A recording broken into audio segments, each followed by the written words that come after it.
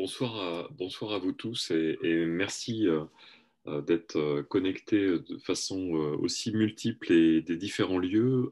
Merci à toi, Daniel, et je te laisse le soin d'introduire ce phosphore, en fait, qui est plein de sens. Voilà. Oui, on va vibrer à distance avec tous nos sens. Vous savez que vous avez la partie conversée ou chat selon votre logiciel qui vous permet aussi d'envoyer des messages ou des questions plus précises, soit à tous, soit aux intervenants. Donc j'ai la joie ce soir de vous présenter un trio de choc qui ont profité, on en parlait tout à l'heure avec Emmanuel, du Covid, puisque en mars, on s'est dit qu'est-ce qu'on peut créer de neuf et on avait du temps, comme vous, j'imagine. Et en tout cas, ce trio-là a élaboré cette approche du sensoriel qui est déjà dans l'approche mosaïque, mais ils ont été jusqu'au bout de voir tout ce qu'on peut faire encore pour mobiliser les yeux, les oreilles, la bouche, les parfums, le toucher même à distance. Donc, je les félicite parce que ça a été extrêmement créatif. Donc, je vais les laisser vous faire ça. Ils en sont à la deuxième masterclass et il y en a d'autres qui sont prévus sur le sujet si vous voulez aller plus loin. Mais j'ai quelques minutes juste pour vous encourager à justement partager vos recherches dans des phosphores, dans le lab. Sur le nouveau site Mosaïque dont je parlais, il y a les 3 piliers de notre offre, l'école, le coaching en entreprise et puis le lab, la recherche. Et les phosphores sont un des piliers de ça avec nos masterclass, nos ateliers de leadership et puis tout ce qu'on va encore inventer comme publication, comme article, comme vidéo. Donc vous allez avoir la semaine prochaine, me dit Pierrix, ces pages sur le lab où vous aurez plein de documents, plein d'articles qu'on a publiés, tout ce qu'on avait mis dans les newsletters du printemps et de l'été, de l'automne, et l'accès à des vidéos sur les précédents phosphores et aussi toutes celles qu'on a ancrées. Moi, j'en ai fait une sur présence récemment, et puis il y a Girometa et la confrontation qui sont sur le feu. Donc voilà, je pense que j'avais juste à vous dire ça, que la partie recherche est toujours très vivante, avec la relève des plus jeunes comme Pauline Forest, et puis les anciens qui continuent à inventer, à créer. Toutes ces créations, vous allez les trouver pour ceux qui ne sont pas venus depuis longtemps dans nos masterclass, qui sont à la fois un lieu de supervision et d'approfondissement. Et là, sur Mars, il y a tout un bouquet avec Marc Guillonnet sur le feedback, avec Michel Canellas sur vraiment la puissance du collectif. Le sensoriel d'avril, si je crois, ce que me disait Emmanuel, est presque plein, mais il y a encore des places, 1er et 2 avril. Et puis, Sophie fait quelque chose que je trouve absolument magique aussi sur apprendre à apprendre le 20 et le 21 mai. Voilà, il y en a en juin, il y en a par l'été. L'idée de création de ces masterclass est de vous le donner à la fois un lieu de supervision qui me paraît éthiquement responsable pour tous les coachs en action, mais aussi d'aller découvrir nos dernières recherches. Bon, je vous parle quand même de mon approche symbolique qui a été testée l'année prochaine, et celle du printemps, puisque c'est avec les saisons, parle de la sortie de l'esclavage et de la nuit vers l'aube d'un nouveau jour. Donc à vous de voir si ça vous parle pour vous et vos clients. Il semble qu'en ce moment, elle soit appropriée. Bon, ben voilà, je vous encourage à aller bosser sur le site Lab Recherche à partir de la semaine prochaine. Il n'est pas encore complet, mais il y a déjà 2-3 choses. Et puis je donne la parole donc à ce trio de choc qui va vous présenter le menu de ce soir. Ou, comme vous le savez, pour ceux qui peut-être pas, certains c'est leur premier phosphore, c'est pas seulement de l'info, c'est aussi du laboratoire et de l'expérimentation. Donc régalez-vous bien et puis bonne soirée. À vous. Merci, Daniel, pour ces mots d'introduction et puis le support et l'aide qui est la tienne depuis de nombreuses années, de façon presque originelle à Mosaïque, autour des approches qui sont créées et que nous développons. On a avec toi toujours un regard favorable dans le fait qu'on puisse expérimenter, et c'est bien de cela dont il va s'agir ce soir. Peut-être quelques mots de l'approche initiale qui a été associée et quelques mots de présentation de notre part, puisque Daniel parlait d'un trio de choc, ce qui est le cas. J'aimerais pouvoir présenter Sophie, Sophie Schex. Quelques mots peut-être de présentation, Sophie, en ce qui te concerne. Tout le monde te connaît, mais ça permet Oui, d'établir le lien. Ouais. oui, donc ce que j'ai envie simplement de vous dire, parce que je crois que je connais à peu près tout le monde, d'abord un grand merci à toi, Daniel, sans qui on ne serait pas là ce soir. Donc vraiment un grand, grand merci. Et puis, moi, j'ai toujours la grande joie de participer à tous ces événements mosaïques. Voilà, ça fait plusieurs années en fait que je participe à ce chemin de mosaïque. Et donc, en fait, c'est vrai que quand Emmanuel, au printemps dernier, m'a appelé pour me dire ça te tente ces sujets d'apprendre, contempler, rêver. C'était voilà, c'est tombé pile à un moment où c'était vraiment les mots qui résonnaient à ce moment-là. Et donc on a eu la grande joie de développer ce thème du coaching sensoriel. Et donc je suis heureuse ce soir de pouvoir partager avec vous tous ces éléments et puis qu'on puisse expérimenter ensemble. Voilà. Merci Sophie. Pauline, pour te présenter, oui, parce que le trio ne serait pas complet sans ta présence. Oui, bonsoir tout le monde. Merci Daniel pour ton introduction. Je suis très heureuse d'assister à ce premier phosphore. Du coup, je suis coach et également designer typographique. Et je partage cette recherche du coup depuis l'origine de cette approche. Alors, en ce qui me concerne, comme Sophie, hein, je suis un des associés de Mosaïque depuis en fait plus de 10 ans. Le temps passe, c'est sûr. Et si initialement mon travail, y compris de recherche, était plutôt dans le domaine de la sociologie, la psychosociologie, et ensuite dans le domaine de la systémie, c'est justement autour de cette question du travail autour de la résonance en fait, qui fait un lien direct avec aussi ce qu'on va vous proposer ce soir. Et peut-être quelques mots de souvenirs. On parlait de printemps. En fait, l'idée initiale est venue, en ce qui me concerne, dans une marche dans un jardin. Imaginez un jardin de printemps. Nous habitons la région d'Annecy, donc beaucoup de fleurs, une très belle lumière, la joie de marcher sur de la pelouse, en fait, pieds nus. Ouais. Et donc, avec un peu la rosée du matin. Et j'avais été très surpris, marqué par des témoignages de la veille, des personnes qui, bien qu'en préservant toutes les mesures de distance, etc., indiquaient que, premièrement, il y avait un vrai désir d'apprendre. Donc, certains me parlaient de MOOC, d'autres d'inscription à des cours ou de vidéos encore dans le domaine corporel, aussi bien de yoga ou d'autres choses. Euh, euh, J'étais dans un environnement familial où on avait la chance d'avoir des musiciens qui travaillaient et qui s'exerçaient et qui composaient en fait dans le lieu où j'étais.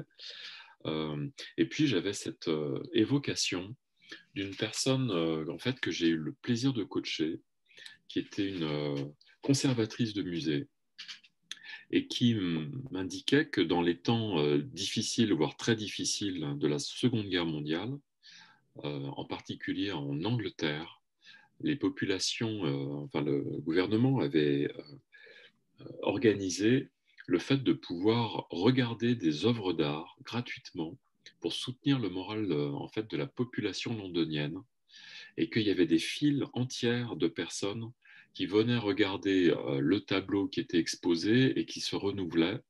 Et donc, témoignage, s'il en était encore nécessaire, que l'art ou d'autres choses sont des denrées essentielles, en particulier dans ces périodes difficiles et de crise. Et m'est venue par flash l'idée en fait d'associer ces éléments-là, ce qui a tout de suite amené à effectivement en parler à Pauline, d'appeler, comme tu l'as mentionné, Sophie, euh, sur cette question d'apprendre, puisque c'est ton thème de recherche et de travail depuis de nombreuses années. Et à partir de là, en fait, la démarche qu'on va vous partager sur certains aspects ce soir a été vraiment initialisée, comme le disait Daniel, dans ce printemps, en fait, Covid. Alors, peut-être on vous a sollicité, justement, puisqu'on parle d'art en particulier, de contempler, quant à l'idée que vous puissiez sélectionner une œuvre d'art ou quelque chose, en tout cas, que vous aimez ou que vous avez pu choisir. Peut-être qu'on est nombreux ce soir, mais si on pouvait se donner un temps, justement, où vous avez la possibilité de montrer l'œuvre d'art que vous avez choisie. On est très nombreux, donc on ne va pas faire un partage sur le choix, la sélection, est-ce que ça évoque pour vous. Mais si on pouvait se donner un temps où chacun d'entre vous, vous exposez en mosaïque l'œuvre que vous avez choisie, est-ce que ça serait envisageable pour chacun d'entre vous, et qu'on prenne ce temps-là de photos, en fait, où on va avoir cette mosaïque d'œuvres d'art qui vont s'exposer. Je vous laisse le soin de vous préparer, et Pauline va photographier en fait ce temps si particulier où on va pouvoir témoigner à quel point dans nos choix, le fait de choisir une œuvre d'art peut faire partie complètement des sources inspirantes dans le contexte actuel. On est parti. Allez, 5, 4, 3, 2, 1, c'est parti. Et Pauline, dès que tu as pris la photo, tu me fais un signe et je change de page. C'est superbe, C'est superbe. je vois des œuvres d'art extrêmement multiples. Tu as pris la photo sur le premier écran, Pauline, ça y est? Ouais. Magnifique, Bon, Catherine. merci beaucoup. Deuxième page, alors. Deuxième page, attends, non, oui, merci pour ce partage. C'est beau. On va enlever le partage d'écran pour pouvoir prendre la photo du deuxième écran, si c'est possible. Et la photo des 3 écrans, c'est bon. Ah, c'est bon, superbe. Merci à vous. Et donc, voilà, chaque œuvre d'art, en fait, dans un contexte donné, nous pourrions vous solliciter et vous demander le choix de cette œuvre d'art, ce qu'elle inspire pour vous, l'émotion que vous ressentez dans le contexte actuel. Et ça serait un premier élément de partage. En fait, en première question, puisqu'on est sur cette question justement de contempler, rêver, de pouvoir aussi goûter, comme on le verra tout à l'heure, en lien avec l'intention de ce phosphore, s'il y avait une question brûlante pour vous, quelle serait cette question brûlante en fait? Alors, ce qu'on va vous proposer, c'est que vous puissiez prendre un temps pour y réfléchir, l'écrire et poser converser dans le chat la question brûlante qui serait pour vous le point important avec ce avec quoi vous aimeriez repartir à l'issue justement de ce phosphore. Quelle serait-elle? Et je vous laisse le soin de pouvoir en faire part en fait dans le converser. Désolée, je ne suis pas sûre d'avoir bien compris. Alors, merci Elisabeth. En fait, si l'intention de ce phosphore, tu en connais le titre, entre guillemets. Donc, s'il y avait quelque chose avec quoi tu aimerais repartir ce soir à l'issue de ce phosphore, ça serait quoi? Et s'il y a une question qui a un goût particulier ou qui, au travers du thème, te taraude, entre guillemets, ou est importante pour toi, quelle serait cette question? Voilà. Ça peut être une demande comme le premier élément, mais ça peut être aussi quelque chose qui te paraît important, entre guillemets, dans la période actuelle et qui vient pour toi et qui émerge au travers du fait de pouvoir se poser une question. Donc, tu as le choix, en fait, du type de question que tu aimerais pouvoir résoudre ce soir. Voilà. Merci.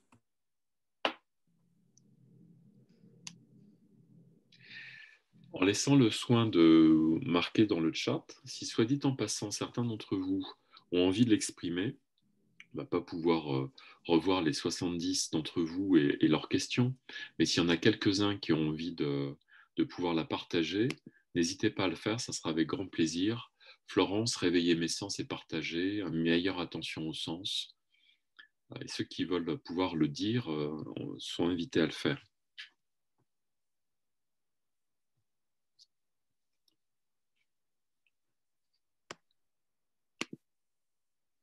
En fait, je veux bien partager dans mon propos, c'est comme l'impression que je suis un petit peu anesthésiée par rapport à mes sens. Et donc, ben voilà, je suis déjà très intéressée. Merci beaucoup de partager vos recherches. Et ça tombe à pic, ce réveil des sens et l'envie de pouvoir partager autour de moi avec ce que j'aurais appris ce soir voilà, et à proposer en atelier ou à mes coachés. Donc, merci pour, j'espère, ce réveil de mes sens. Merci Florence. Qui d'autre? Oui. Oui, je veux bien partager. J'ai déjà mis dans le chat. J'essaie d'utiliser déjà pas mal, en tout cas le corps, même si ce n'est pas avec du chocolat. Je retiens l'idée pour la prochaine fois. Mais la difficulté, c'est justement après de faire la liaison avec une éventuelle prise de conscience, enfin, ce que ça amène chez le coaché.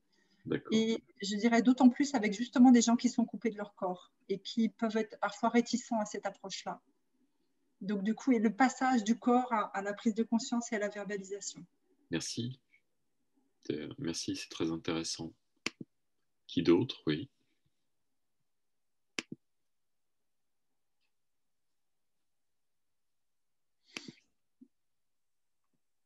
Allez, je vais m'exprimer. Bonsoir.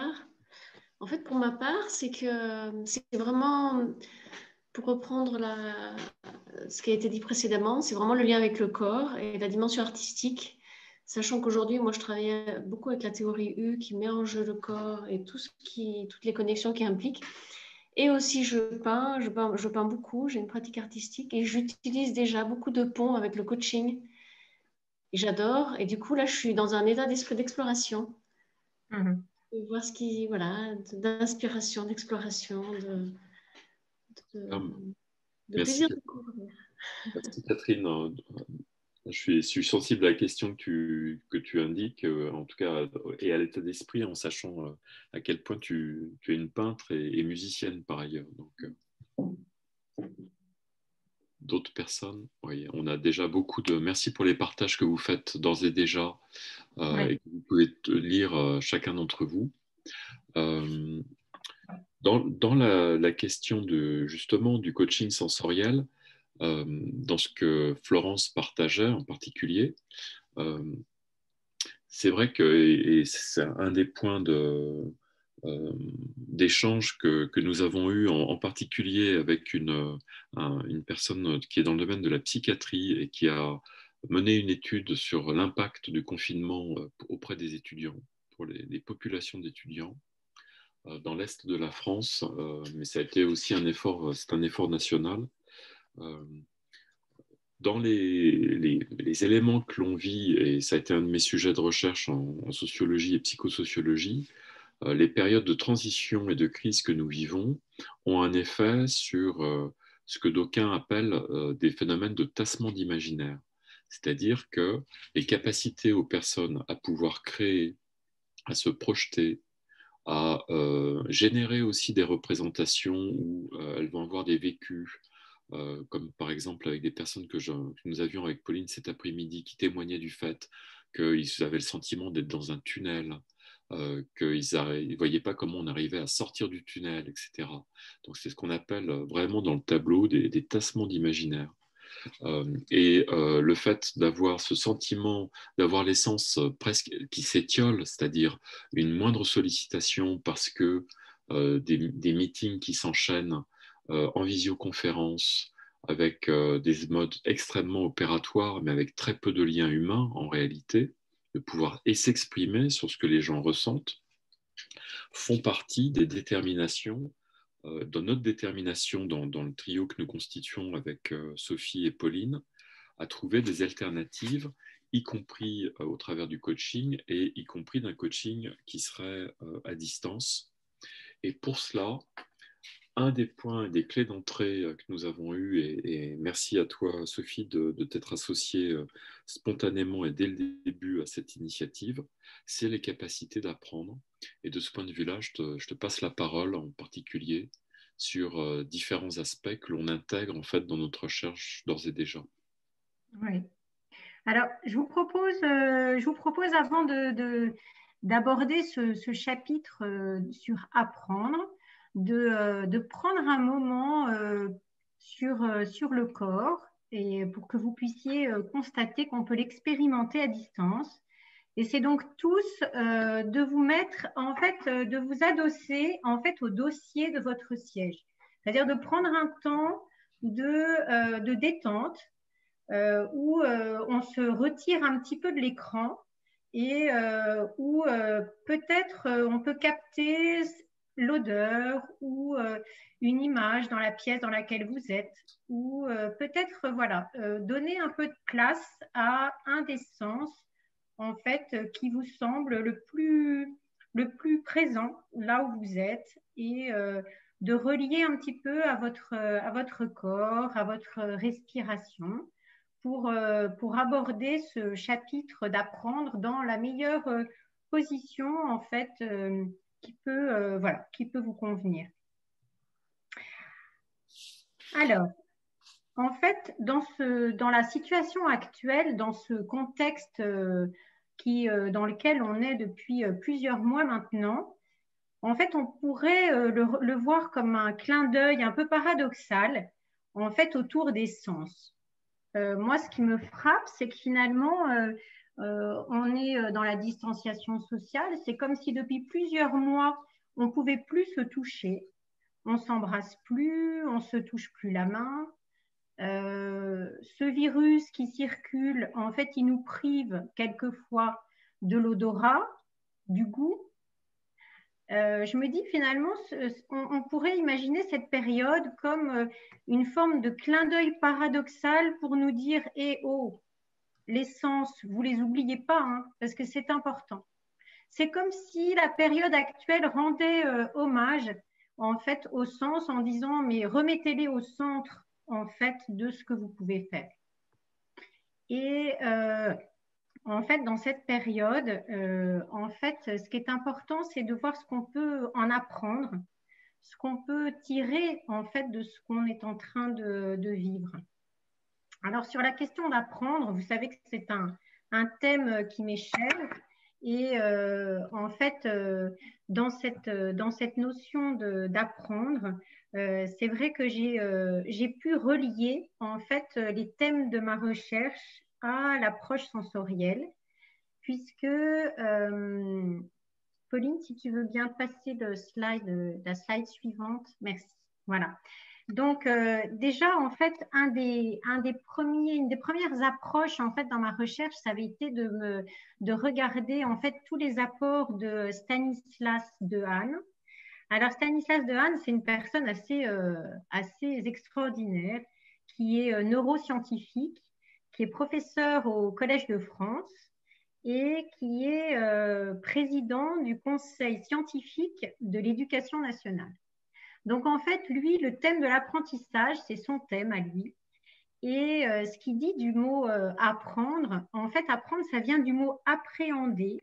C'est-à-dire, en fait, l'idée, c'est d'internaliser un modèle du monde extérieur. En fait, quand on apprend, c'est comment est-ce qu'on va s'approprier, en fait, un modèle du monde extérieur. Alors, vous imaginez que, en fait, les sens, c'est un vecteur particulièrement important en fait pour nous, pour apprivoiser en fait le monde extérieur. Hein, en fait, quand on regarde le bébé, l'enfant, ses premières façons d'apprendre, ça va être par les sens. Et donc, c'est au fur et à mesure, on va ajuster les paramètres en fait de ce modèle-là à chacun d'entre nous, et donc particulièrement dans le domaine sensoriel. Et ce qui est intéressant, c'est que si on rapproche en fait cette approche sensorielle du coaching, parce que c'est ça qui nous intéresse en fait. C'est comment est-ce qu'on va, j'ai vu dans les questions brûlantes qui ont circulé, il y en a beaucoup qui se posent la question comment mettre ça au centre de nos approches, comment redonner une place au corps dans mes accompagnements. En fait, ce qui est intéressant, c'est de comprendre que l'idée, c'est de rapprocher en fait l'approche sensorielle à notre mode de pensée opérative, c'est-à-dire en fait, c'est comment est-ce qu'on va transformer ça en action. Comment est-ce qu'on va transformer en fait le fait de passer par les sens en action responsable et autonome. Et là, c'est là où en fait on verra que l'approche sensorielle permet en fait d'avoir un bel ancrage pour aller vers l'action, pour aller vers des actions. Et donc en fait redonner de la place au corps, redonner de la place au sens, c'est en fait ce qui va permettre d'agir différemment. Alors, Stanislas Dehaene, en fait, lui, il a parlé de l'attention exécutive. Donc ça, c'est en fait pour apprendre, on a besoin d'être attentif à certaines choses. C'est ce qui va beaucoup développer. Alors là, je fais très court et j'en suis tout à fait consciente parce qu'il a son approche est tellement vaste, tellement. Je vous invite d'ailleurs, si vous voulez, pour prolonger, à aller sur Internet. Il propose plein de petites vidéos, avec des scénarios, des trucs qu'on peut faire dans des tas de séances d'accompagnement. C'est vraiment très, très parlant. Je voudrais plutôt prendre du temps pour vous parler de Barbara Oakley. Barbara Oakley, elle est professeure d'ingénierie à l'université d'Auckland aux États-Unis. Et en fait, là, il me semble qu'elle elle développe en fait les modes d'apprentissage depuis des années. Elle est très connue pour ses célèbres MOOC. Donc, si vous voulez prolonger aussi, vous pourrez aller voir. Et alors, Barbara Oakley, elle développe en fait 2 modes d'apprentissage qui sont très complémentaires et qui en fait mettent en relief en fait l'approche sensorielle, parce qu'en fait, elle parle du focus mode et diffuse mode. Alors, le focus mode, c'est en fait le mode d'apprentissage qui va nous permettre d'être focalisé sur quelque chose, d'être dans l'attention sur quelque chose.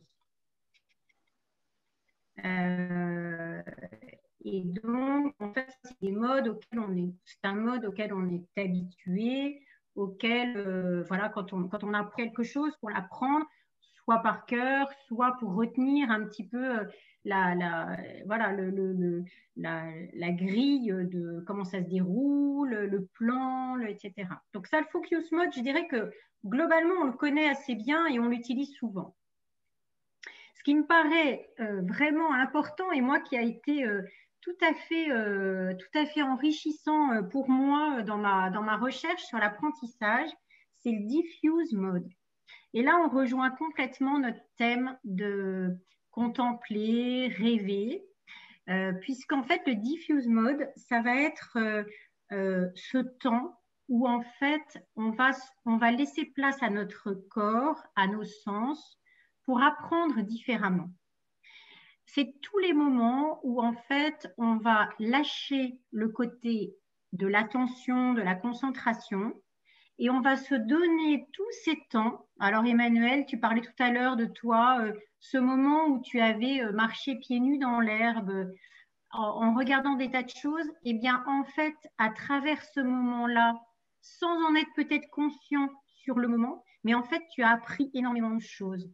Et donc, ce mode d'apprentissage, il est tout à fait complémentaire du focus mode.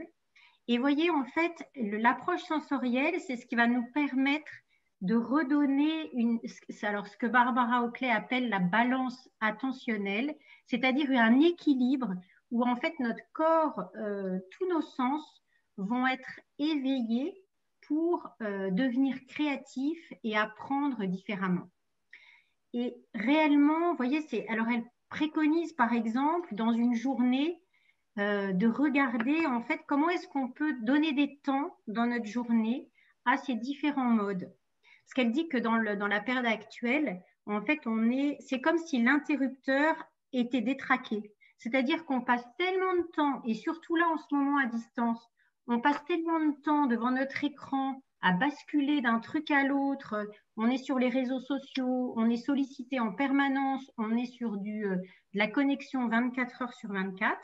Et elle dit en fait, du coup, en fait, ces deux modes-là sont complètement mélangés en fait en ce moment. Vous voyez, c'est comme s'il y avait quelque chose qui avait été détraqué. Et donc, elle dit comment est-ce qu'on peut redonner sa place au diffuse mode, c'est-à-dire en fait des moments où on va marcher, des moments où on va aller contempler, des moments où on va rêver, des moments où on va sentir, des moments où on va écouter, des moments où on va toucher. Voilà. Tous ces moments-là, c'est ce qui va permettre de rétablir cet équilibre attentionnel. Et c'est comme ça qu'on va pouvoir devenir créatif, qu'on va pouvoir apprendre des tas de choses et réinventer ou inventer en fait ce qui nous attend dans sa nouveauté, dans sa créativité. Alors, pour finir, j'en ai encore pour juste quelques minutes. Je voulais juste vous parler de Carol Dweck. Alors, Carol Dweck, elle est, professeure de psychologie sociale à l'université de Stanford.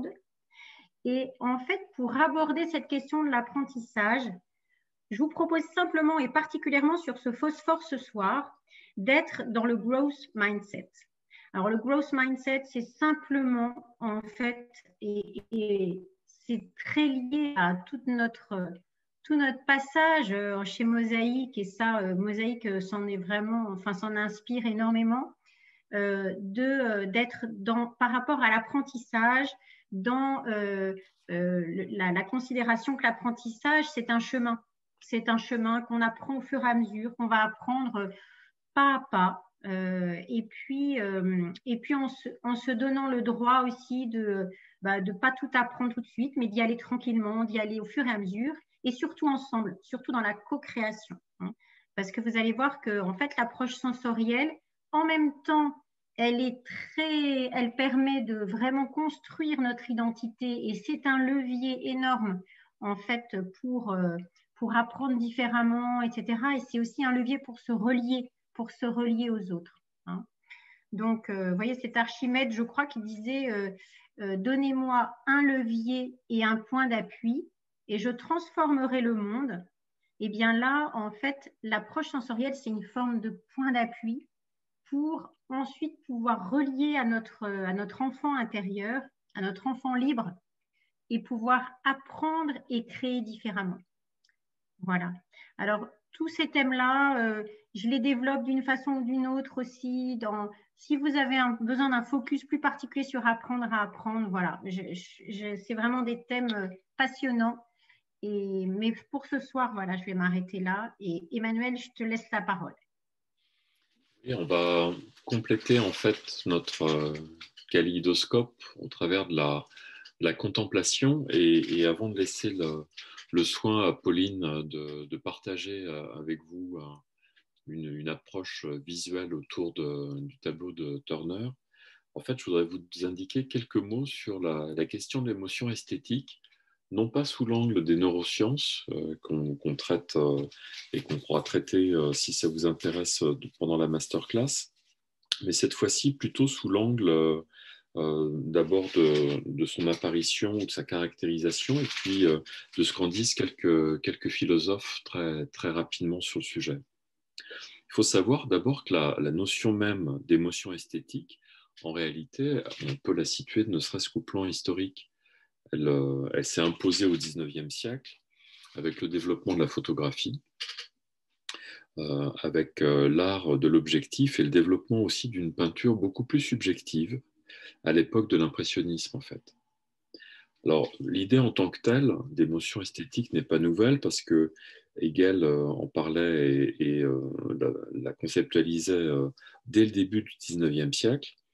Pour penser la dimension émotionnelle de l'art, en fait, elle s'est imposée en particulier avec un peintre, avec Vassili Kandinsky, qui, dans la création de son mouvement, en fait, développe l'idée d'une résonance entre l'œuvre et l'âme, c'est le terme qu'il utilise, et il rédige même un ouvrage manifeste qu'il nomme Du spirituel dans l'art et dans la peinture en particulier en 1910.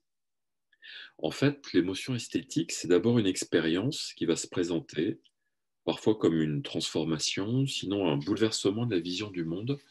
Et c'est un point de clé d'entrée pour moi, après avoir en particulier travaillé la question de la résonance auprès de Moni El-Kaïm pendant de nombreuses années, en fait. Et donc, c'est un bouleversement de la vision du monde en touchant aux forces inconscientes de celui qui la vit. Pour la philosophe Hannah Arendt, que j'aime particulièrement, elle indique qu'elle culture ce qui est capable d'émouvoir le public au travers des siècles. La philosophe insiste sur le fait que la volonté de se cultiver et de parfaire son éducation n'est pas la destination première de la culture, en fait. Elle dit la fonction essentielle de l'art est de pouvoir arrêter notre attention et de nous émouvoir. Dans le même ordre d'idées, Edgar Morin, en 2016, indique, et il s'interroge sur la nature du sentiment esthétique, et il écrit que c'est un état second qui procure plaisir et émerveillement et s'oppose à l'état qu'il nomme comme prosaïque. Il partage de son point de vue à l'état poétique qui donne du sens à la vie et qui, bien qu'étant parfois normatif, propose en particulier une qualité du lien social. C'est pourquoi, de son point de vue, il est important pour nous tous de se cultiver et aussi de transmettre. Et dans cette perspective-là, je vous propose de pouvoir regarder avec Pauline, en particulier, la façon dont Turner fait passer un certain nombre d'éléments, d'émotions esthétiques. Et pour cela, je te laisse la parole, Pauline.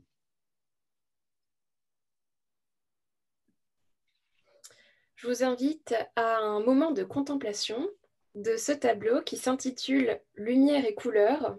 Le matin après le déluge, Moïse écrivant le livre de la Genèse. C'est un tableau qui date de 1843. C'est une huile sur toile qui mesure environ 80 cm par 80 cm. Quand on regarde ce tableau, la première impression qu'on a, c'est que l'image est floue, que l'œil du sujet s'adapte à l'intensité des rayons du soleil, que le peintre observe en fait cette image à travers un objectif, ou qu'il y a une sorte de brume, quelque chose de mystérieux en tout cas dans l'atmosphère.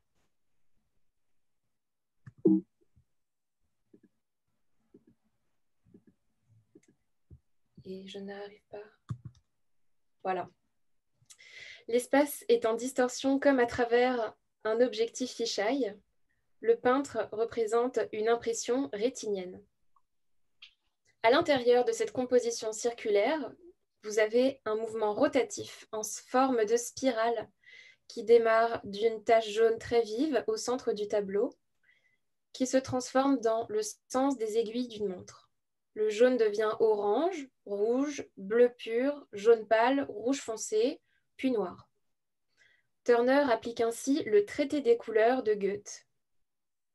Si on observe d'un peu plus près, les touches visibles et expressives du pinceau décrivent un rocher, toujours au centre du tableau.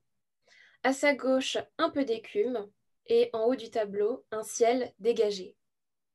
C'est une scène d'extérieur. Le sujet entre en communication avec la nature. C'est une des caractéristiques du romantisme anglais. En bas du tableau, on distingue une multitude de visages de femmes et d'hommes dans l'obscurité. Certains ont la bouche grande ouverte, peut-être sont-ils dans une forme d'attente. Au centre du tableau, le bâton qui se transforme par miracle en serpent. Et un peu plus en haut, on distingue Moïse qui semble flotter dans les airs.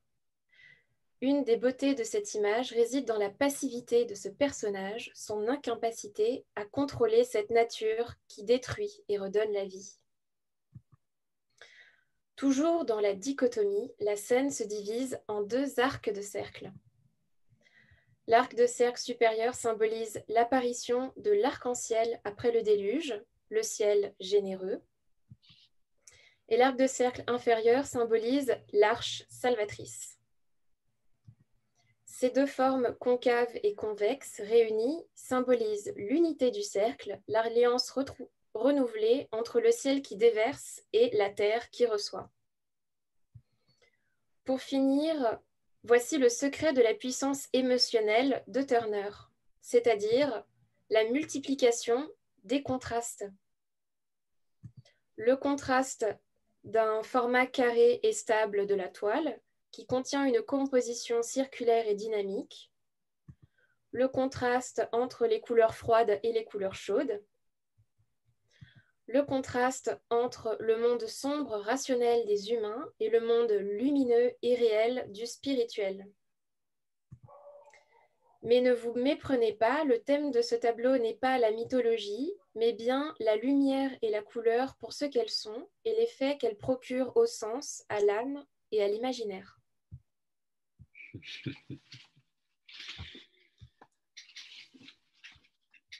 Merci Pauline. Oui.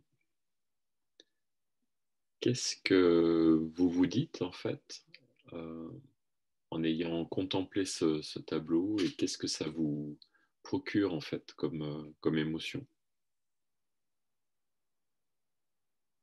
Vous pouvez l'inscrire sur le chat si vous voulez ou le dire si vous le souhaitez parler.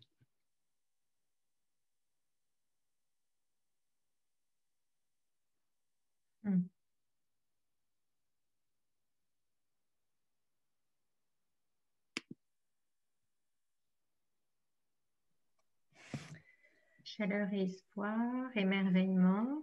Aspiration et inspiration, ascension lumière. Mm-hmm. Moi, ce que j'aime beaucoup dans ce tableau et dans la façon dont Pauline nous a fait rentrer dedans, c'est que c'est à la fois très symbolique et à la fois c'est très simple aussi. Quand elle finit par les couleurs, voilà, on est dans une simplicité qui fait du bien aussi. Voilà, donc j'aime bien ces deux plans, comme dans la peinture où il y a deux plans, il y a aussi ce plan symbolique très puissant, très fouillé, et à la fois la simplicité des couleurs. Et ça, Emmanuel, tu vois ce que tu nommes, c'est une des caractéristiques du coaching sensoriel. C'est-à-dire que vous allez pouvoir être dans un lien extrêmement authentique avec le client, dans cette simplicité, en mêlant à la fois des aspects très contextuels et ce faisant d'être connecté à du symbolique profond pour la personne. D'autres remarques ou... Je suis en train de lire du singulier à l'universel et je crois que c'est aussi un des éléments importants de l'approche sensorielle. C'est qu'à la fois, en fait, par l'essence, on est unique dans la façon dont on va les vivre, ces sens-là, et puis en même temps, c'est quelque chose de très universel. Alors moi, j'ai beaucoup aimé la description de Pauline, sa voix et son récit, parce que c'était un temps de pause et de bien-être, mais au-delà de ça, à propos d'apprentissage, c'était vraiment la découverte du tableau. Au début, je ne voyais rien, et petit à petit, elle nous a fait rentrer dans toute cette description tellement spirituelle, fine et précise. Alors, merci Pauline, c'était un bon moment. Et ce dont je peux témoigner pour le travail de groupe que nous faisons, et c'est Pauline qui est maître d'œuvre, c'est qu'en fait, au travers du travail que tu mènes, Pauline, avec des groupes, on a pu mener des voyages des personnes dans la façon dont ils vivaient ou de ce qu'ils disaient de l'œuvre d'art, où on voyait très bien toute la courbe de changement qui se mettait en œuvre pour eux, y compris au regard du vécu en lien avec le contexte qu'ils traversaient. Donc, le travail de Pauline est de nature à permettre, par l'élaboration autour d'une œuvre d'art, aussi de faire évoluer les groupes en fait en lien avec les transitions qu'ils traversent, les difficultés qu'ils peuvent avoir. C'est vraiment un médium extrêmement puissant en fait. Ginette, je vois que tu mets une interprétation différente de la mienne. Est-ce que tu voudrais apporter des éléments complémentaires? Oui, à la fois j'étais contente d'écouter une nouvelle interprétation et à la fois ça m'a un peu gênée parce que moi, je ne voyais pas du tout un serpent, je voyais un bâton qui se tordait, je ne voyais pas du tout Moïse, je voyais un autre humain, et en bas, je voyais des petites gouttelettes, je n'avais pas vu non plus des humains. Donc à la fois, ça m'enrichit, puis à la fois, ça me gêne aussi de sortir de ce que j'avais quoi, comme interprétation. Mhm. Et Donc oui. c'est aussi, moi et le client, ça me fait penser à ça, quoi. Mais c'est exactement de cette nature-là, Ginette. C'est-à-dire que garder à l'esprit que, en fait, par le moyen du coaching sensoriel, on est sur des lignes de résonance, en fait, qui sont particulières. Et donc, dans ce partage très particulier qu'on va vous proposer, c'est comme deux intersections de visions du monde qui se rencontrent. Donc, on a des vues différentes. On a ce temps très particulier, extrêmement superficiel et se faisant profond, léger et avec beaucoup d'émotions. Mais ce sont des visions du monde différentes qui se rencontrent à ce moment-là. Et c'est ce qui émerge de cela qui va donner toute la richesse du coaching et de ce qui va se nouer entre le coach et son client, en fait. Ouais. Alice, est-ce que tu veux partager quelque chose? Parce que je sais à quel point tu t'exprimes par le dessin et tes publications dans LinkedIn le montrent régulièrement. Donc, je suis un de tes admirateurs. Donc, voilà. Merci. Voilà. Oui, je pense qu'en fait, c'est surtout, moi, je me rends compte que en prenant ce chemin détourné, ça permet d'exprimer des choses qu'on ne peut a priori au départ pas dire avec des mots. Absolument. Oui. Tout à fait. C'est vrai. C'est tout à fait vrai. Sur ce temps-là, est-ce que, voilà, ce que je propose, c'est qu'on revienne, dans l'approche sensorielle, le lien avec des éléments de contemplation sont pour nous des supports extrêmement importants et on a des grilles aussi qui permettent petit à petit d'appréhender des modes d'interprétation et de lecture des objets en fait, avec lesquels on va travailler avec nos clients et qui vont faire en particulier que ça devient un élément d'élaboration, y compris dans la vision de la personne et dans l'effet que ça va avoir sur l'identité même en fait, de la personne. Je vous propose qu'on puisse aller dans une autre exploration qui est de toute autre nature, en fait, puisque, en fait, je vous propose qu'on puisse aller, après Turner, dans le goût et dans le coaching sensoriel. L'expérimentation qu'on va vous proposer avec Sophie et Pauline vont concerner plus spécifiquement un travail autour de la dégustation d'un morceau de chocolat. Alors, d'abord, j'espère que vous avez pu sélectionner ou avoir auprès de vous la possibilité d'avoir un morceau de chocolat, au moins pour la moitié d'entre vous qui serait client. Je reprends les paroles de Forrest Gump, qui serait presque mon homonyme, mais la vie, c'est comme une boîte de chocolat, on ne sait jamais sur quoi on va tomber. Et c'est vrai que le choix du chocolat que vous avez choisi en soi est signifiant. Et l'expérimentation qu'on va vous proposer, vous allez être répartis par le soin de Pauline en petits groupes, en fait, avec une personne qui se déterminerait à être le client, voilà, donc avec une demande, et une personne qui sera le coach, et un ou plusieurs observateurs en fonction de la répartition numérique, en fait. Dans le protocole qu'on va vous proposer, vous, en tant que coach, vous faites un travail rapide autour de la demande. Tous les éléments que vous avez pu apprendre chez International Mosaïque ou dans toute bonne maison et école de référence, voilà, en associant évidemment l'indicateur associé à la demande.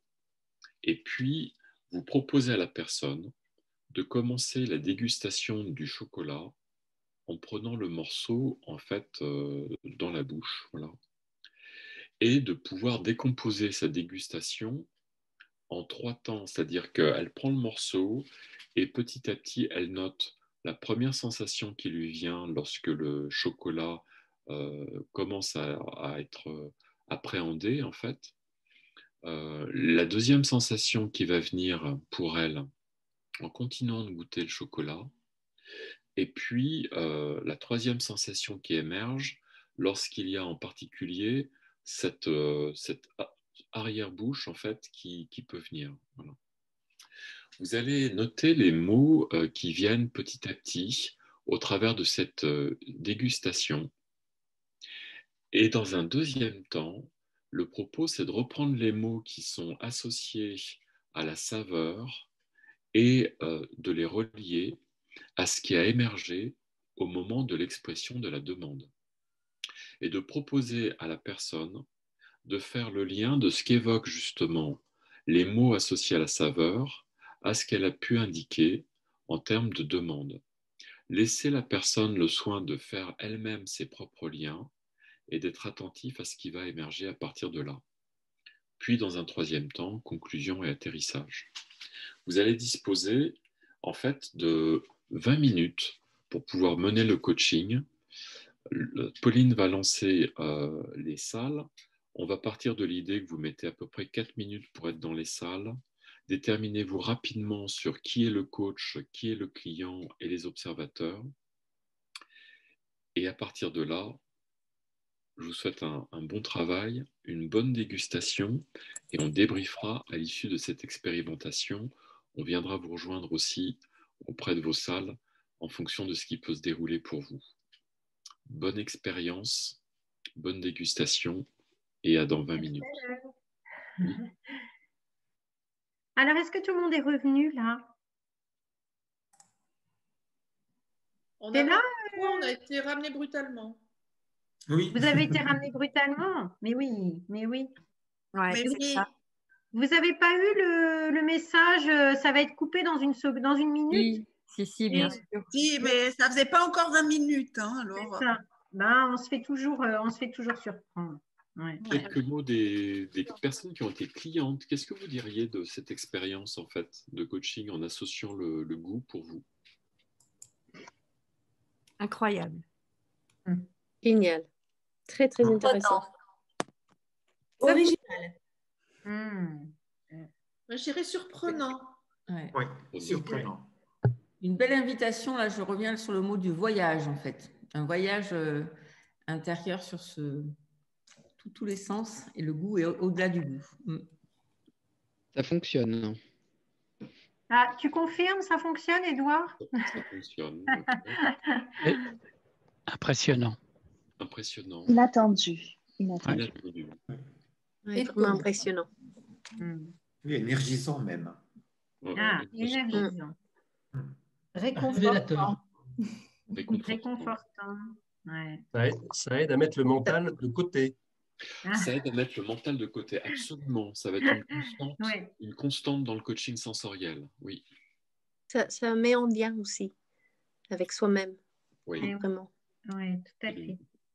Enveloppant et reconnectant pour moi. Enveloppant et reconnectant. Puis c'est drôle, on s'amuse. Ouais. T'as vu, le coaching, ça devient sympa. Hein. Oui. Et, c'est que le début avec le chocolat, mais on a c'est que le début. Hein. Ouais. On a plein d'autres choses. Ouais, maintenant, on s'amuse tout le temps, en fait. Pour les personnes qui ont été coachs, qu'est-ce que vous diriez dans le mouvement que vous avez pu observer et vivre aussi avec vos clients? Qu'est-ce que ça vous a fait vivre en tant que coach, ce temps-là de partage, en fait? Personnellement, à un moment, je me suis demandé comment j'allais continuer. J'ai eu un moment de... Alors, j'ai toute cette belle matière apportée par les sensations de la dégustation, mais qu'est-ce que j'en fais? Voilà. Et donc, après, finalement, j'étais avec Édouard. Il a amené... En fait, je voyais qu'il avait envie de partager quelque chose. Donc, il a partagé un moment précis de la dégustation. Oui. Et en fait, c'est ce moment-là qu'on a exploré et qui lui a servi ensuite à partir avec une solution pour sa demande. D'accord. Super, Gaëlle. Ouais. Qui d'autre en partage d'expérience? Moi, j'étais dans la dégustation, je n'avais pas de chocolat dans la bouche, mais comme si je souriais à tout ce qu'elle me disait. Voilà, j'étais vraiment connectée à elle, quoi, en lien fort. Ouais. La connexion, ouais.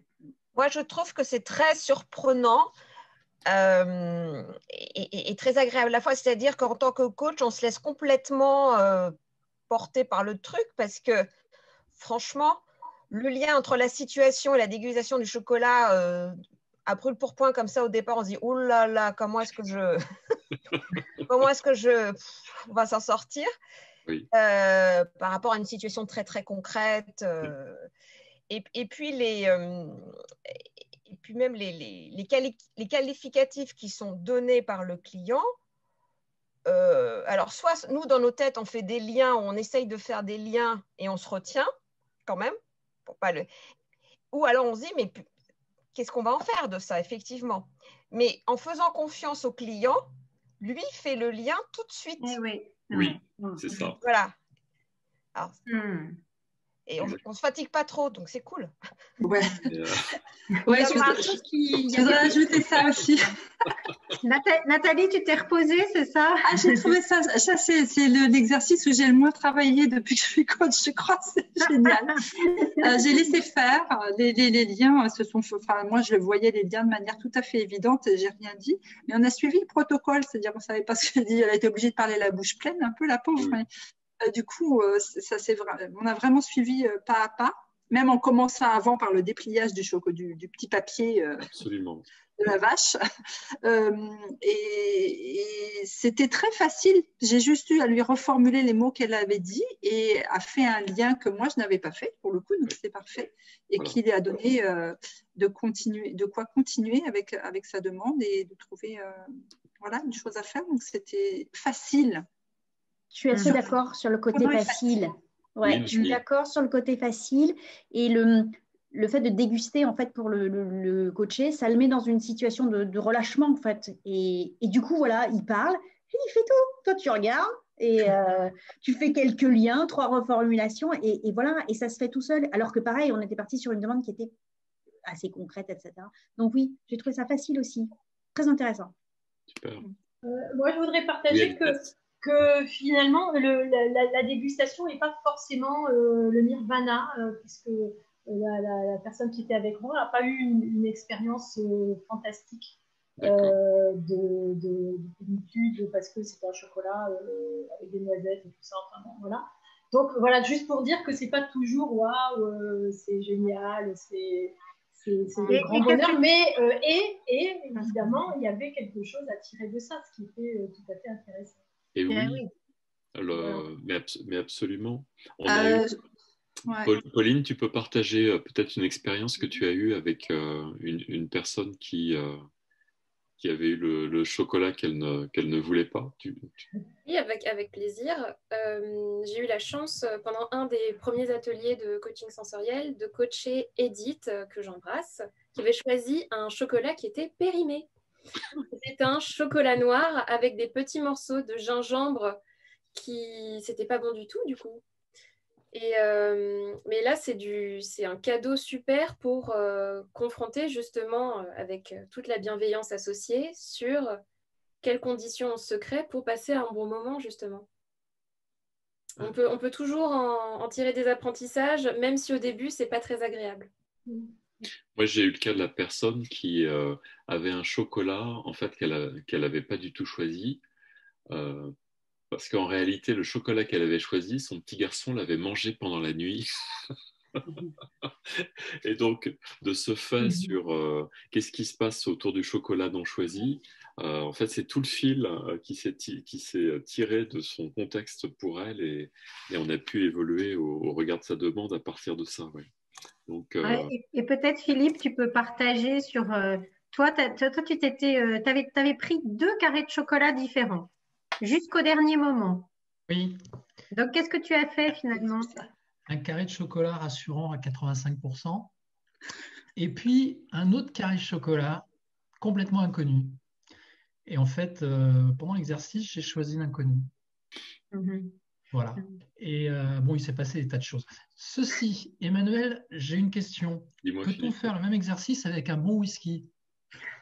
Ah, alors. C'est une blague. Non, mais je prends la question sérieusement. En fait, je ne l'ai jamais tenté et mes clients non plus. En revanche, ce dont je peux témoigner, c'est que j'ai fait l'expérience avec un dirigeant en travaillant à distance qui était un peu surpris qu'on parte sur du sensoriel, tout dirigeant qu'il était. Et en fait, il a laissé tomber le carré de chocolat au profit de gâteaux bretons. Et on est parti du gâteau breton, et alors là, ça a ouvert des chemins juste incroyables à partir de ce choix-là. Voilà. Okay, merci. Nous, Emmanuel, on a fait une digression, on l'a fait avec une pomme de terre. Et l'expérience était extraordinaire. Je partage avec Valérie Legrand. Et parce que là, on avait vraiment, comment dire, toutes les sensations d'une pomme de terre, voilà, le goût pâteux et toutes les contradictions. Et on est parti là-dessus. Et moi, je trouve ça magnifique. J'ai vraiment la révélation qu'on n'utilise pas assez nos sens, Emmanuel, ça c'est sûr.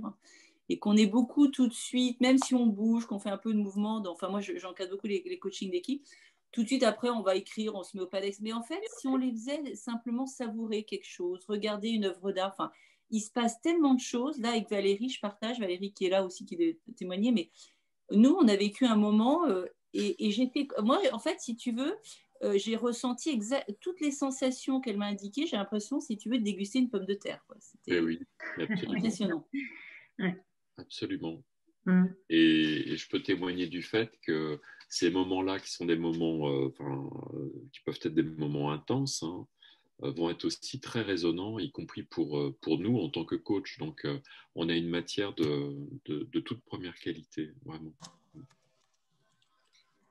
En fait, peut-être juste ce qu'on peut rajouter aussi, c'est que, en fait, à partir d'un sens, en fait, il y a un accès direct. En fait, le circuit est très court, c'est-à-dire qu'on va rejoindre immédiatement, en fait, à notre inconscient et à ce qui a forgé notre identité, en fait. Donc, en fait, vous voyez, il y a quelque chose de très direct, de très accessible et de très profond, de très, très profond. Souvent, ça renvoie à des questions de l'enfance, mais avec une notion de sécurité, en fait, parce que la niche sensorielle, c'est quelque chose qui a été au démarrage sur une notion essentiellement de sécurité au départ. Et c'est parce qu'il y a cet appui de sécurité qu'on va aller vers une autorisation d'apprendre, de découvrir le monde extérieur, de se mettre en lien, etc. Donc, quelque chose de très direct et très accessible et très entier, en fait, où on se retrouve dans quelque chose de plein, en fait. Absolument. J'ai une question qui me vient là, en t'écoutant, Sophie. En revanche, c'est que si j'ai bien compris ce que tu formulais, c'est que cette approche sensorielle est reliée aux besoins de sécurité. Est-ce que ça peut arriver de se trouver face à des gens justement qui ont eu un gros déficit sensoriel et donc du coup un gros déficit de sécurité, et donc du coup comment on peut faire, quoi? Est-ce que ça peut arriver justement? Ah ouais, c'est une super question, Nathalie, parce que justement ça peut renvoyer à quelque chose qui a été justement une insuffisance de sécurité, quelque chose plutôt difficile et qui peut même aller jusqu'à quelque chose de traumatique. Donc, en fait, c'est vrai que dans l'approche sensorielle, il y a quelque chose qui est très, très proche de la thérapie. C'est-à-dire, en fait, là, l'idée, c'est de l'utiliser, en fait, sous l'angle du coaching pour avancer avec ça. Mais comme je te disais, il y a quelque chose de très direct. En fait, on peut aussi toucher à quelque chose qui peut être difficile. Ce faisant, je te rejoins complètement dans ce que tu indiques, Sophie. Ce qu'on peut indiquer dans notre travail et notre recherche, la question que tu poses, Nathalie, on l'a aussi posée avec des médecins, en particulier avec la personne en psychiatrie avec qui j'échange et j'écris, en fait, et on est en correspondance. Oui, comme l'exprime Sophie, il peut y avoir des mémoires qui se réveillent et qui ne sont pas que favorables. C'est un peu ce que tu exprimais aussi, Agnès. Alors, je ne parle pas de la noisette, hein, mais des mémoires qui sont comme une noisette qui ne serait pas forcément que l'expérience top. Voilà. Ce faisant, il y a aussi la possibilité de distinguer avec le client ce qui se joue. Je prends l'exemple d'une expérience que j'ai menée avec une personne qui avait choisi une odeur de fumée, en fait. Et alors, on a fait toute une élaboration, et elle a fait une élaboration en lien avec sa demande qui était vraiment juste incroyable. Et après, elle me dit, mais tu vois, Emmanuel, j'ai complètement répondu à ma demande au travers de ce travail de fumée. Et ce qui me vient là, en fait, c'est que j'ai pas eu conscience en même temps que la fumée était associée au fait aussi que j'étais hypersensible de façon olfactive. Et si je le suis en particulier au lien avec la fumée, c'est que j'ai été pris dans un incendie et ça a failli très mal tourner pour moi. Mais la partie traumatique n'a pas été mobilisée dans le travail qu'on faisait. Donc il y a possibilité de pouvoir dissocier les choses malgré tout. Voilà. Ce faisant, s'il peut y avoir d'autres questions, mais comme on est dans un phosphore, on a aussi des questions à vous proposer. Est-ce qu'il y aurait d'autres questions que vous auriez Oui. J'ai juste Oui, Edouard. une remarque très rapide, j'espère, en tant que coaché. J'ai eu besoin d'un verre d'eau parce que c'est plus compliqué de sortir que, je pense, un simple coaching. Donc, j'étais bien content de l'avoir, mais c'est un besoin que j'ai eu. Oui, et alors ça, oui, prévoyez effectivement de l'eau. N'hésitez pas à réaérer, ça peut paraître très prosaïque, hein, mais à réaérer les salles lorsque vous faites un certain type de travail. Moi, je développe en particulier la partie sur l'odorat. Donc, c'est important de faire des resets. Oui. Et aussi, dans le travail que l'on fait, et ça fait partie de nos réflexions avec Pauline et Sophie, de donner du temps au fait de ne pas avoir aussi de stimulation pour le client. Parce que c'est un travail qui est très prenant, en fait, pour lui. Donc, n'hésitez pas à avoir des temps de repos pour vos clients. Évitez de les surstimuler. Voilà. Et une question, justement, on est tous très, très, très inégaux sur les sens, peut-être encore plus que sur la parole, je ne sais pas. Et du coup, est-ce que vous testez quelle serait l'évocation, quel sens serait celui du client, en fait? Okay. Pauline ou Sophie, vous voulez répondre? En fait, quand tu dis on est tous très différents sur les sens, tu penses à quoi? Moi, je suis riche d'une truffe très, très, très... et c'était marrant parce qu'avec Manuela, j'étais déçue de passer au goût, en fait. Et le nez, ça m'emmenait... Ouais. Donc, ce que tu disais, Emmanuel, sur le fait de travailler l'olfactif... Bien sûr. Alors, en ce qui me concerne, moi, je pose la question à la personne du sens qu'elle souhaite mobiliser dans la séance, en fait. Parce que tu peux avoir des personnes très sensibles, comme tu l'évoques pour toi, Sophie, autour de l'olfactif, et c'est pas ce sens-là qu'elle a envie de travailler sur le moment. Donc, en fait, je laisse le choix. Vous faites un lien direct entre les sens et l'art. Comment ça marche? Alors, Pauline, tu veux aborder cet aspect, oui. En fait, en design, en tout cas, la manière dont je l'ai étudié en école de design et d'art appliqué, quand on aborde une problématique, la première étape dans de la création, c'est d'aller puiser des principes dans l'histoire de l'art, d'aller chercher des références, des contradictions, toute la matière possible ensuite pour déduire des concepts qu'on va réinventer avec des codes contemporains. Donc ça, c'est le fil rouge, on va dire, en design, un des fils rouges. Et c'est quelque chose qu'on a commencé à transposer en fait dans le coaching depuis quelques années en fait. Et ça, en tout cas, c'est une approche qui vient du design. Voilà. Pauline, peut-être pour expliciter, à développer dans le laboratoire de la société qu'on a créée, toute une approche qui utilise dans le coaching l'art numérique interactif. Donc en fait, on utilise depuis plus de 5 ans maintenant des dimensions artistiques dans les façons de coacher, et y compris sur du numérique. Je comprends que ça soit source de lien à l'émotion, mais je ne vois pas le lien direct que vous faites, ou en tout cas je ne comprends pas bien comment ça... C'est exactement la même chose entre l'essence, le fait de goûter du chocolat, et le fait d'être sur une œuvre d'art. C'est la même chose? Alors, en fait, le point, il est suivant, c'est que dans les éléments d'utilisation de contemplation de l'œuvre d'art, si tu prends par exemple le tableau de Turner, l'explication, enfin en tout cas l'interprétation et ce qu'on a montré Pauline, tu te rends compte qu'il y a tout un travail sur les polarités qui apparaissent. Il y a tout un travail sur des mouvements ascendants.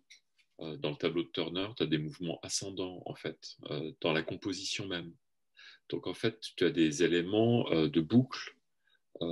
Nous, dans notre travail, on fait le lien, si tu veux, entre des éléments de composition de l'œuvre d'art et des modes de questionnement qui vont être des modes de questionnement systémiques sur des circularités dont le support est l'œuvre d'art elle-même. Ça peut paraître un peu étranger ou un peu abstrait ce que j'indique, mais on utilise l'œuvre d'art comme étant un objet, et cet objet est le support de modes de questionnement qui permettent de faire tout le coaching systémique tel qu'on le pratique, en fait. Voilà. Du coup, c'est que le sens de la vue qui est... Alors là, je prends l'exemple d'un tableau. Oui, là, c'est le sens de la vue et du mouvement aussi des personnes, de la vue qu'elles ont par l'observation du tableau. Sur le coaching où on utilise l'odorat, ça va être d'autres modes d'association qu'on va utiliser. En fait, les éléments d'association, de lien entre l'objet sensoriel et la demande, ou ce qu'on exprime et les mots qui sont utilisés, sont des modes associatifs différents en fonction des types de sens qu'on va utiliser, et y compris dans les modalités qu'on travaille sur les rêves éveillés, par exemple. Voilà. Alors, c'est peut-être un peu abstrait ce que je vous indique, mais... J'ai une question par rapport à ça. Tout à l'heure, quand chacun a partagé ce qu'il avait retenu de l'exposé de l'expérience avec le tableau, moi, en fait, spontanément, j'ai partagé du son. En fait, j'ai entendu de la musique. Oui. Voilà. Est-ce que bon, je suis musicienne, donc c'est un sens qui pour moi est très vivant. Et en fait, ce que je me suis demandé, voilà, par rapport à ce que tu viens de dire, est-ce que c'est pertinent d'aller aussi explorer, par exemple sur un tableau, ce que le coaché perçoit sur les autres sens, qui peuvent être du toucher, de l'ouïe ou autre chose, ou de l'odorat. Et est-ce qu'il faut l'explorer, ou est-ce qu'au contraire, c'est mieux de rester sur un sens, parce que justement, il y a ces liens différents? Alors, oui, je voulais juste... Sophie ou Pauline, tu veux répondre? Oui, je voulais juste répondre à cette question, parce que justement, ça, c'est une des pistes qu'on a explorées dans notre recherche sur l'approche sensorielle. C'est qu'en fait, les sens communiquent entre eux. Et donc, en fait, le fait par exemple, de stimuler un sens ou un autre va avoir des répercussions sur les autres sens. Et donc ça, c'est très intéressant. Par exemple, si en fait on fait une exploration par le toucher, en fait, à l'aveugle, c'est-à-dire sans voir ce qu'on va toucher, en fait, on va pas avoir la même sensation et on va pas tirer les mêmes conclusions que si on va toucher des éléments qu'on peut voir. On l'a pratiqué, par exemple, dans la masterclass. En fait, il y a un atelier du toucher. Et en fait, là, on a choisi de le faire à l'aveugle.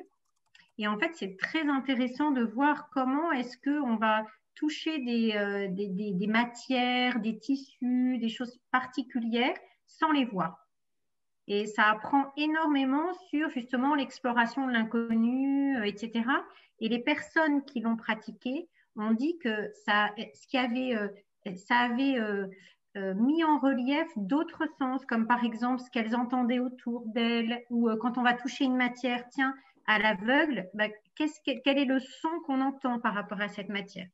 Donc en fait, en tout cas, tous les sens sont, quand on met un sens, quand on explore un sens, les autres sens sont aussi mobilisés.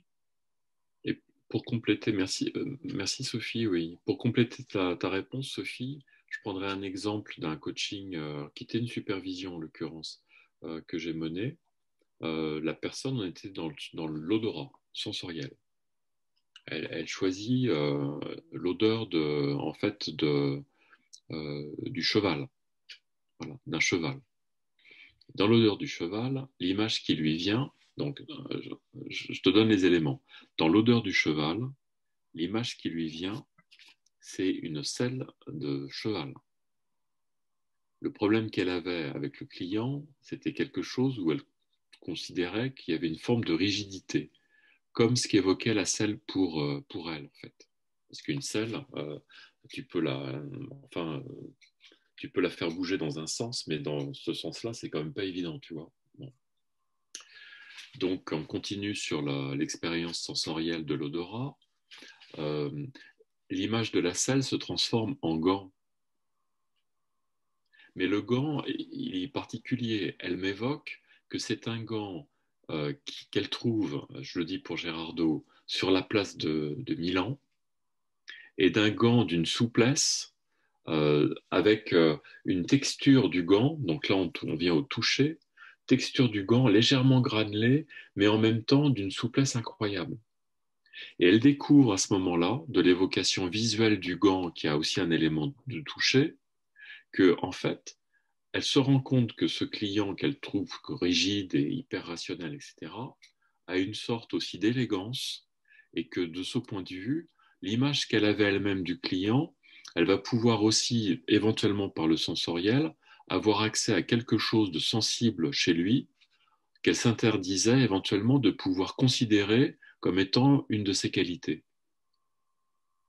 Donc en fait, la représentation qu'elle a du client à partir de l'odeur du cheval évolue complètement dans la transposition successive qu'on en a faite, dans quelque chose où sa représentation même du client change, et à la fin, j'ai ce gant élégant avec ce toucher, et en fait, je me rends compte à quel point je l'avais mis dans une boîte, entre guillemets, et que je vais pouvoir explorer avec lui d'autres dimensions de lui-même que je ne lui reconnaissais pas. Ça répond à ta question? Ouais. Est-ce que je peux poser une question? Mais bien sûr, oui. Oui. En fait, en vous écoutant et en ayant vécu l'expérience, la petite exploration là sur le chocolat, je voulais savoir si dans votre recherche, vous avez fait est-ce qu'il y a eu comme un lien évident entre les sens et les émotions? Parce qu'en tant que coach dans l'exploration avec le chocolat, j'ai ressenti, moi, une petite confusion. Et d'ailleurs, ma coachée, à un moment, je l'ai emmenée sur l'émotion et elle m'a dit « Non, je ne veux pas parler d'émotion, je veux parler des sens. » Et je me suis dit « Tiens, j'ai un truc, alors soit c'est moi ou… » Je voulais savoir s'il y avait un lien que vous aviez exploré là-dessus. Sophie, tu veux apporter quelque chose? C'est une belle question, Valérie. C'est une belle question. Oui, tout à fait. En fait, c'est complètement, en fait, c'est lié. Et dans le circuit, si tu veux, d'exploration, en fait, l'approche sensorielle vient en premier et elle fait naître des émotions. D'accord. Et ça explique vraiment la démarche du coaching, en fait. C'est-à-dire comment est-ce qu'on peut s'en servir en accompagnement. C'est-à-dire qu'en fait, à partir d'un sens qu'on va ouvrir, qu'on va expérimenter, qu'on va explorer, on va regarder quelles émotions sont nées de cette exploration-là. Et ensuite, du coup, comment est-ce qu'on peut nommer cette émotion? Qu'est-ce que ça veut dire? Et comment est-ce qu'on va remonter ensuite à un circuit plus, tu vois, plus mental, c'est-à-dire en fait le fait de nommer, et du coup, qu'est-ce que ça veut dire? Et on va se mettre en méta et on va regarder qu'est-ce que ça veut dire, comment est-ce qu'on va s'en servir. Hein, donc ça, c'est ce qu'on expérimente vraiment dans la masterclass, en fait, à partir d'une demande de supervision, justement, comment est-ce que dans toutes ces explorations sensorielles, en fait, on va aller vers la réponse à cette demande de supervision, donc, avec tout ce chemin-là. D'accord. Merci. Bon, ben, je crois que j'ai eu la réponse à ma demande au début du phosphore. Ah, tu peux nous partager, Nathalie? Eh bien, justement, ma question que je vous avais posée, c'était comment j'arrive à combiner justement cette partie plus verbale, mentale, à partir d'une approche sensorielle, en particulier avec des gens qui ont du mal à se relier à leur corps et à se relier à leurs émotions de fait. Ouais, et en fait, là, l'exploration qu'on vient de faire, en tout cas moi, celle que j'ai faite avec, j'ai oublié son nom, je suis désolée, me montre que ça fonctionne en fait en faisant confiance au processus. Après, je me dis, voilà, je me dis qu'il faut être vraiment très très concentré sur cette approche sensorielle. Je dis ça parce que je viens de quitter un client qui était quand même particulièrement coince justement sur le plan corporel et émotionnel. Et j'ai rencontré cette difficulté. Donc, même si je l'amenais dans les émotions, il pouvait très très vite rebasculer dans le mental. C'était impressionnant. Donc, je pense que c'est puissant et je comprends le lien qu'on peut faire. Après, moi, je me dis, il faut être prudent. Il faut vraiment que l'approche soit menée jusqu'au bout pour qu'elle déclenche cette capacité après à faire la prise de conscience. Alors, justement, au travers de ce que tu indiques, Nathalie, qu'est-ce que vous diriez, de votre point de vue, des précautions à prendre concernant le coaching sensoriel?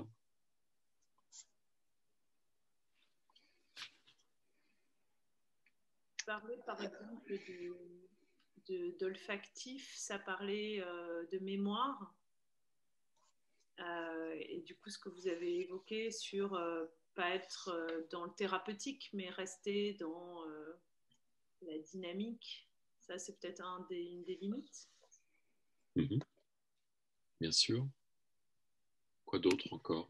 Alors moi, je dirais que pour moi, qui a été coaché, là, c'est un travail très intime. Donc, par rapport à ça, peut-être au départ, voilà, de bien poser un cadre de protection et voilà, pour pouvoir rentrer dans l'intimité réellement, de façon à pouvoir aussi travailler. Très bien. Merci. Moi, je dirais la connexion avec la demande. C'est-à-dire qu'à un moment donné, retrouver le lien par rapport à cette demande et capitaliser tous ses sens, voir ses émotions au service de cette demande. Oui. Et ouais, je dirais aussi, l'expérience que j'ai vécue en tant que coach, là, c'est le client qui va trouver ses liens. Et la tentation du coach peut être de partager ce que lui, il imagine comme lien. Et en fait, c'est peut-être pas du tout ça dont le client a besoin. Donc, c'est être vraiment très à l'écoute et surtout accompagner le client, mais le laisser cheminer, bien sûr en faisant le lien avec la demande. Mais c'est lui qui va trouver son chemin, particulièrement dans cette approche sensorielle. Tout à fait. Tu rejoins la remarque de Ségolène, et merci à toi, qui indique laisser la place et le temps au cheminement du client en acceptant de ne pas tout comprendre tout de suite. Oui, absolument. Et Emmanuel, moi je demanderais, vu que vous l'avez déjà pratiqué, oui, dans quelle situation vous avez choisi d'utiliser cette modalité? Pour le moment, on est en phase d'expérimentation. Ce dont je peux témoigner, c'est que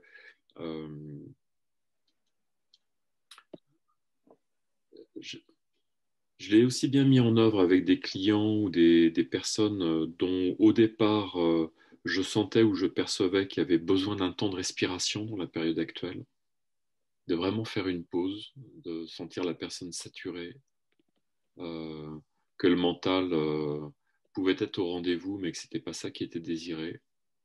Donc, en fait, je l'utilise à chaque fois comme étant un élément de ressource, alors même que je sens que le client arrive fatigué ou voilà. Je l'utilise comme étant un mode complètement alternatif dans des moments d'inflexion du coaching où le décalage est aussi un parti pris qui a tout son sens en fait. Voilà. Je ne sais pas si je réponds à ta question, Sylvie, mais en tout cas, c'est comme ça que je l'amène. Moi, je peux partager aussi que c'est très puissant sur des demandes d'identité. Autour de tout ce qui tourne autour de l'identité, quel coach je suis, ou c'est extrêmement parlant et très rapidement. Enfin, très rapidement. Enfin, je veux dire, il y a un accès direct à quel type de coach, par exemple, je vais être, ou quelle nature de dirigeant j'ai envie d'être. Ou, vous voyez, il y a quelque chose autour de l'identité là qui est très, très puissant.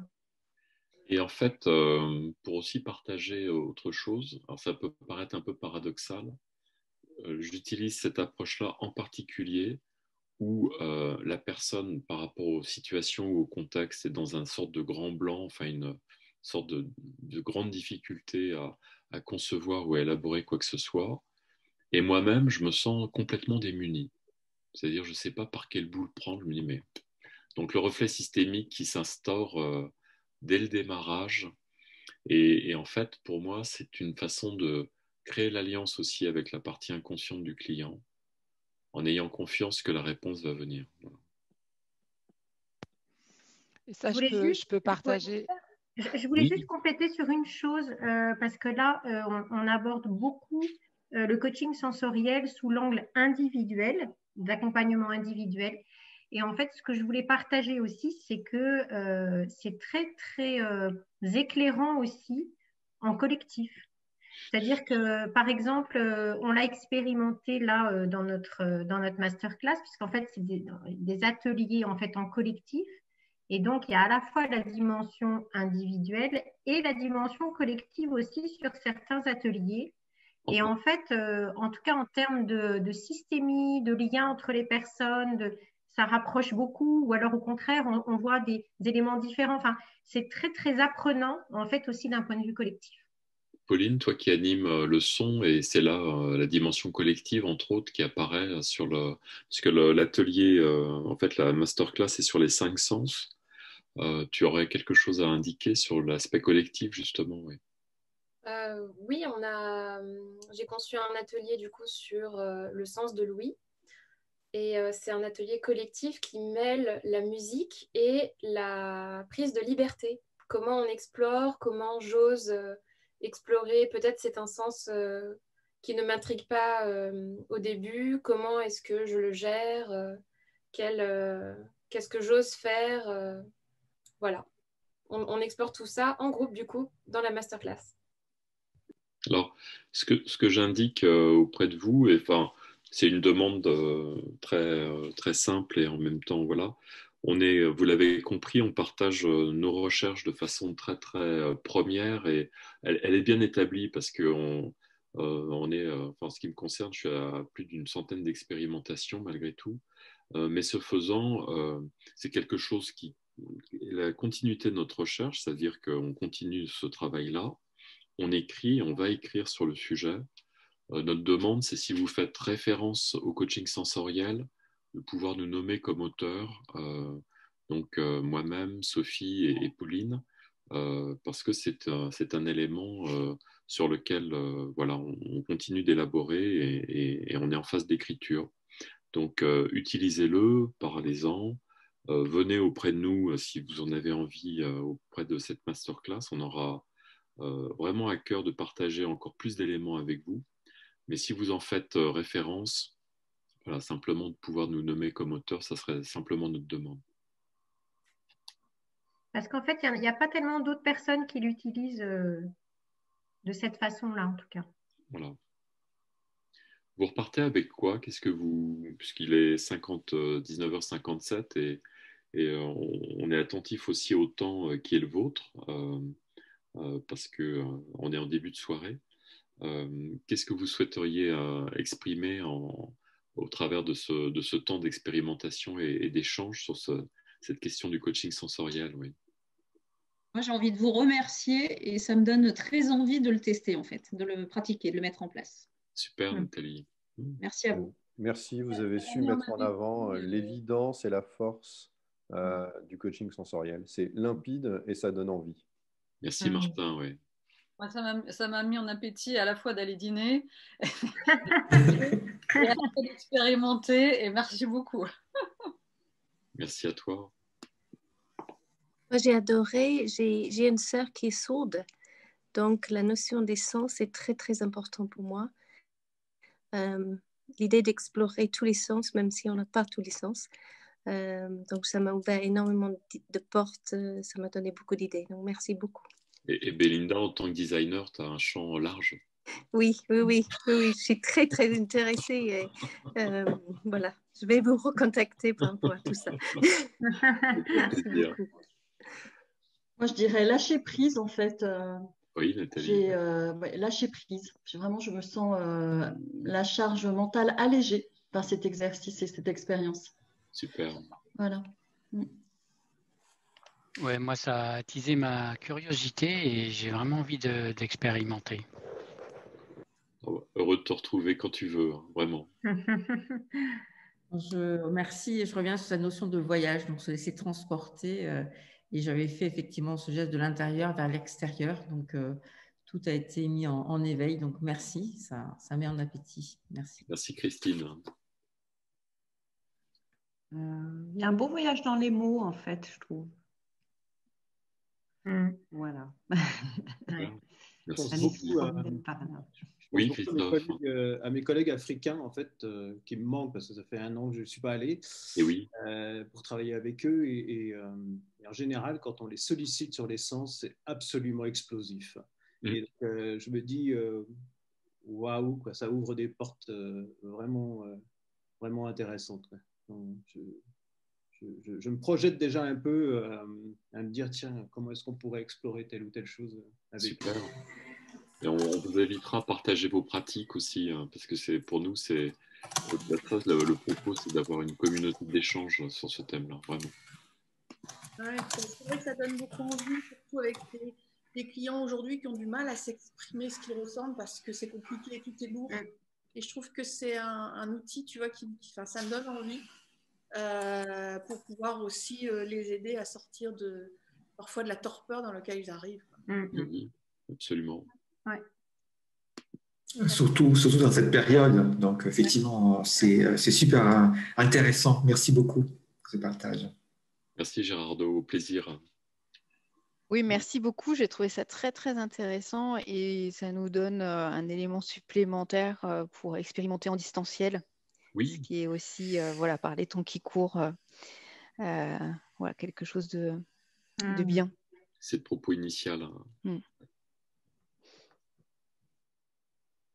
Merci à vous tous. Au plaisir de continuer d'échanger sur ce champ de recherche pour nous.